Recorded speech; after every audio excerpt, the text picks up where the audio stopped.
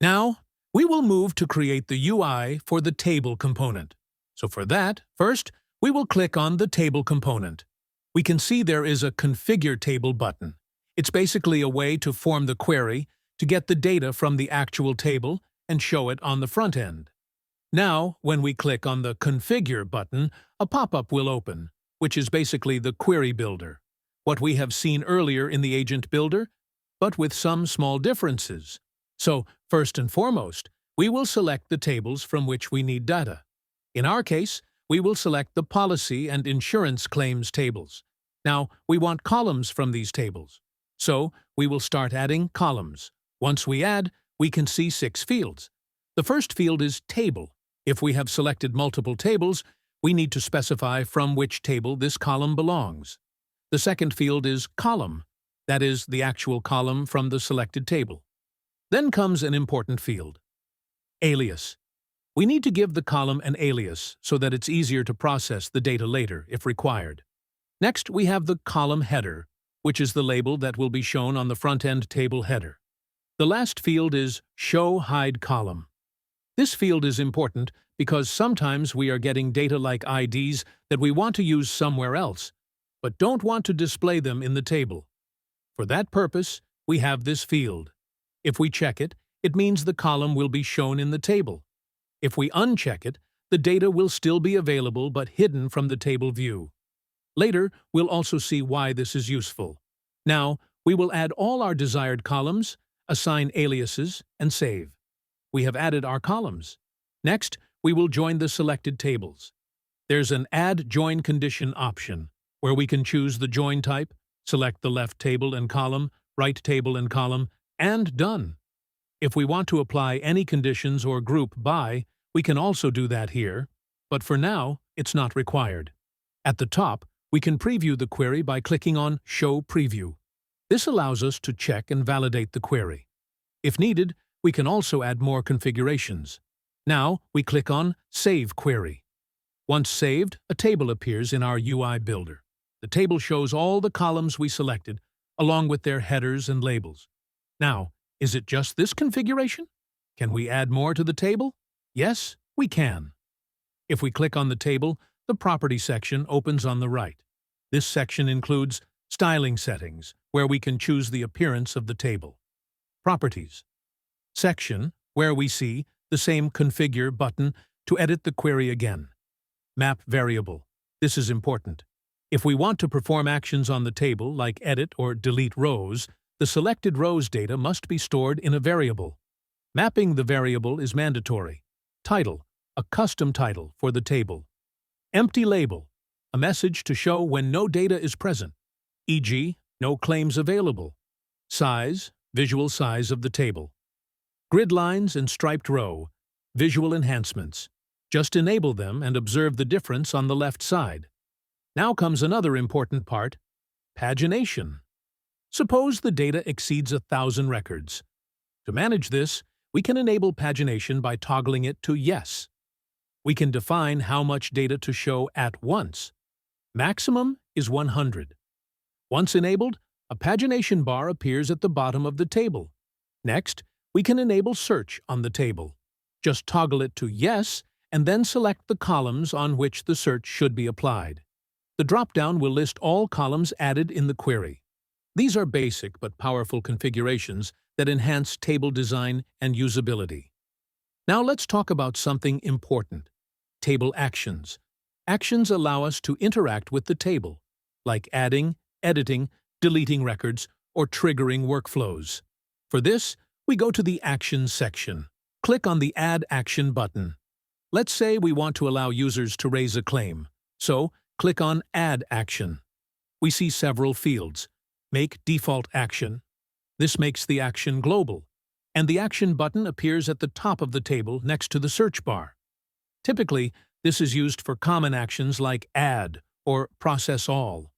Only one action can be marked as default.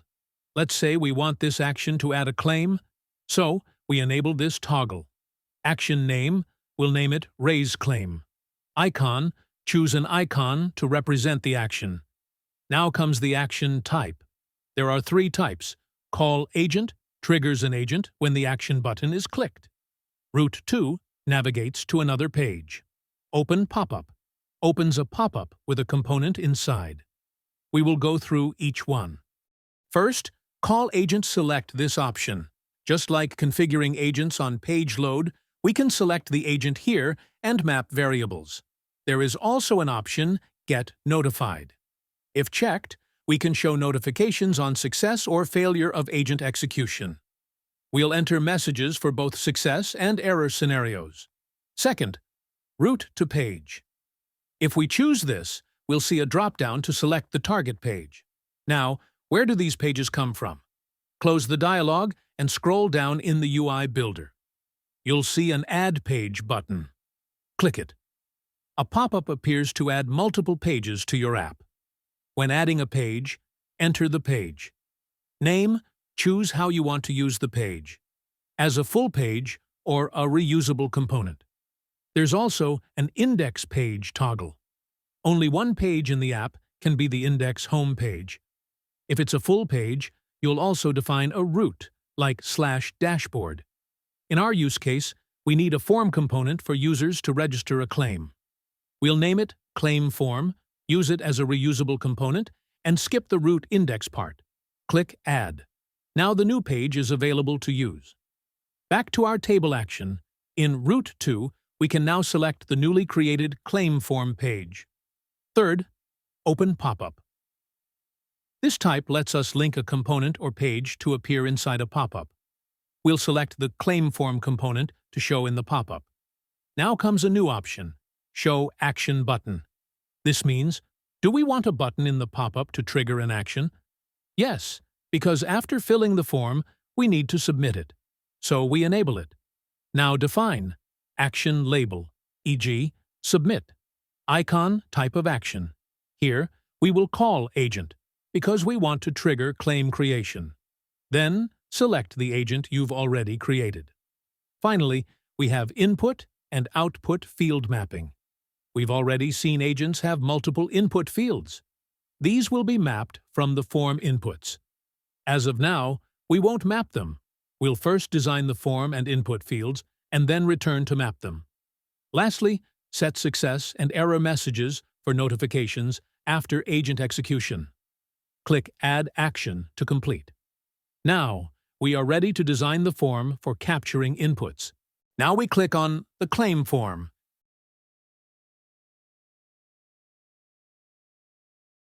And now we design our page here. A few things to note over here.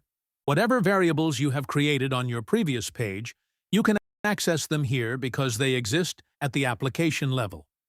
Secondly, the configurations we made earlier, like assigning the agent, are page level and will not be visible here. With this, now we create a form. For the form, we need to ask the user for the claim description, claim amount, vehicle type, and then 3 images, one of the whole car, the second of the number plate, and the third of the damaged part. So let's drag all the inputs for these.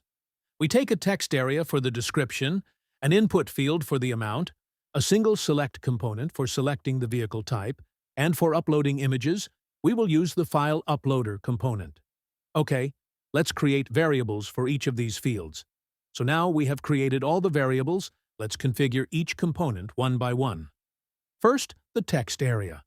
Click on the text area, and there aren't many things to configure. The first is whether you want to disable this field or not. We'll keep it enabled. Then add a label to the text area like Write your claim description here.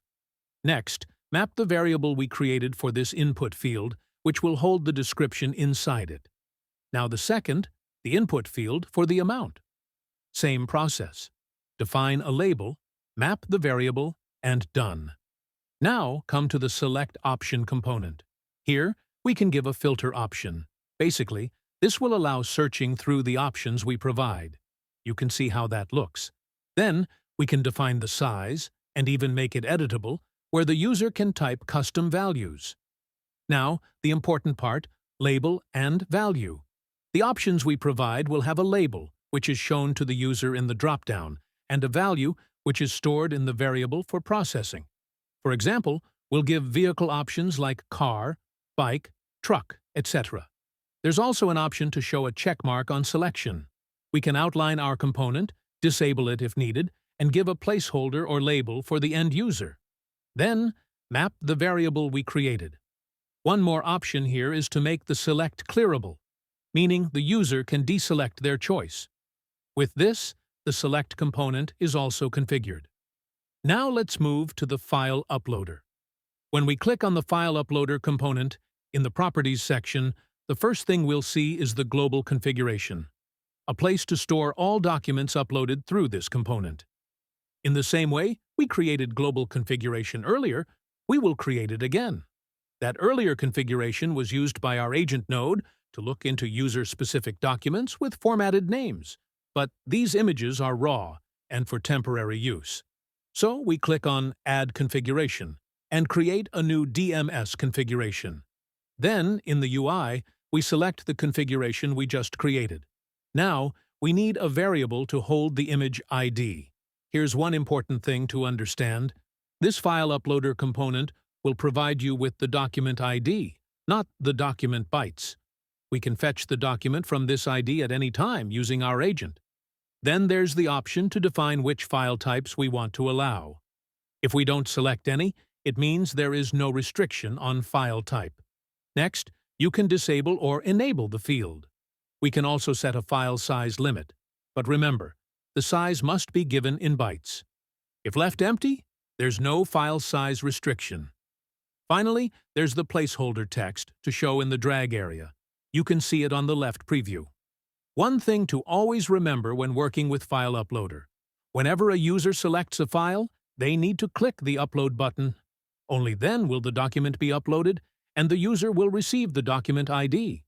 We will configure the remaining File Uploader components in the same way. And then, we are done. Our form is successfully created. Now let's go back to our table and map all the input variables to our action. We edit our action, select the agent, and map all the required input variables to it, and save.